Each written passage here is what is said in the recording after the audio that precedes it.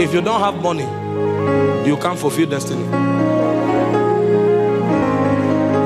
You didn't hear me? If you don't have money, you can't fulfill destiny. You know why?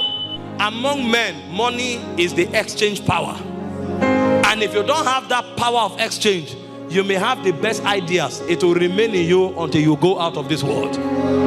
He said in Zechariah 1:17, this is God talking, the Almighty. He said, my kingdom through prosperity shall yet be spread abroad. I thought you are God. You can just sit down and say, China, hear the gospel, and the gospel will enter China. No, sir. For the gospel to enter China, people that have capacity, that have means, we have to come on the corridor. Some of them will talk to the powers that be for the door to open, and some of them will sponsor the gospel. Somebody said salvation is free, but the gospel is not cheap. There is a price for advancing the gospel. I stood up and said, we are going to win 5 million souls, because God told me.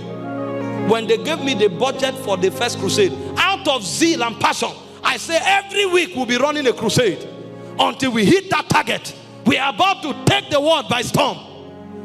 They now gave me the budget for one crusade. If it's a 3 days crusade, it's 4.5 million. When I multiplied it by 10 weeks, that's 45 million. So in 2 months and 2 weeks, we are going to cough out at least 50 million to run 10 crusades. And now went back and started thanking God for Reinhard Bonke.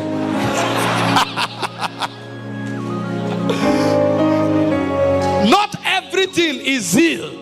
Deuteronomy 8:18, it said, thou shalt remember the Lord thy God. It is him that giveth thee power to get wealth, that you might establish his covenant. So the covenant of God is not only established by prayer, it is established by wealth.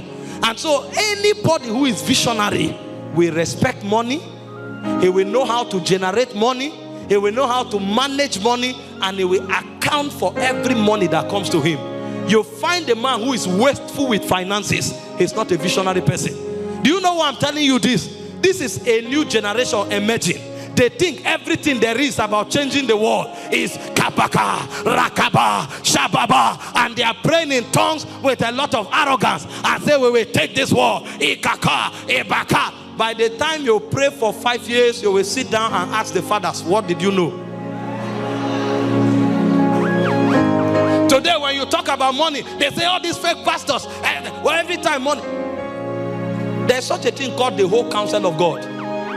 They say preach holiness, preach holiness. If there's no money, how will people hear the holiness message? Is it not microphone you use to preach the holiness message? Is it not on the media you put the holiness message? Is it angels that load data there? The speakers and the amplifiers that transmit the holiness message, how does it get there? You just see people who have no idea, the devil using them to attack what God is doing. Coming to talk, and gullible Christians will come and be supporting them. Yes, so all these pastors talking prosperity. Prosperity is as important as holiness. The only problem you have is when you preach prosperity alone, then you can make people become carnal and pursuers of money. But for you to say, don't preach money, don't preach, you are joking. You don't know the ABCs of vision. Without money, whether in the kingdom or in the world, you can never advance vision. Go and find out how much is spent on the Premier League.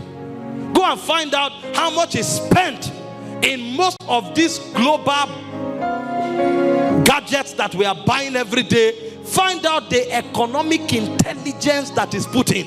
Let me tell you something. If you want to succeed as a pastor, you must understand the covenant of money, and you must also understand the economics of finances. If you don't know how to handle money, no matter how spiritual what you are doing is, it will go nowhere.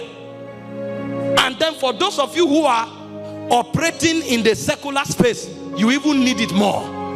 Every coin coming to your hands must be accounted for, and you must open many streams of income so that economically speaking you are in charge. If this factor is not rooted in your vision, that vision will go nowhere. It takes these 5 factors for every vision to be realized.